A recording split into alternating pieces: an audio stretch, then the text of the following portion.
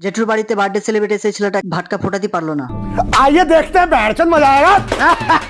তো বন্ধুরা আমি চলে এসেছি আমার বাড়ির পাশে জেঠার বাড়িতে। সেই জায়গাতে আমার একটা দাদার ছেলের বার্থডে ছিল, সেই জায়গা থেকে আমাকে ইনভাইট করে রেখেছিল, তার জন্য আমি চলে এসেছি এখানে বার্থডে সেলিব্রেট। তো এখানে দেখলাম যে এখানে মোমবাতি ধরানো চলছে, আর এখানে আমাকে জেঠা দেখাচ্ছে যে বার্থডেটা যেটা টাঙানো আছে এটা ঠিক হয়নি, এটাকে একটু নিচে করে বাঁধলে ভালো লাগতো। তো আমি বললাম যে ঠিকই আছে। তারপরে এই ভাঁজটা দেখি ব্যাঙের মতো কুদলা আছে, তারপর ভাবলাম যে ব্যাঙের মতো কুদলা আছে, আমি ওর টুপি নিয়েছিলাম তার জন্য ব্যাঙের মতো কুদলা আছে। তো আমি টুপিটাকে তার মাথায় আমি আবার পরিয়ে দিলাম, তো আমাকে গাল দিয়ে দিল ভাস্তাটা।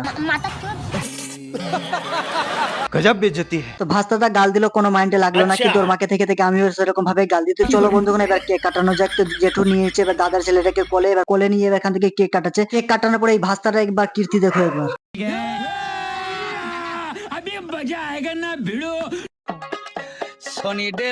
खराब हो जाएगा। मैं अम्मा बहन पे आ जाऊंगा, मैं इनकी अम्मा बहन पे आ जाऊंगा।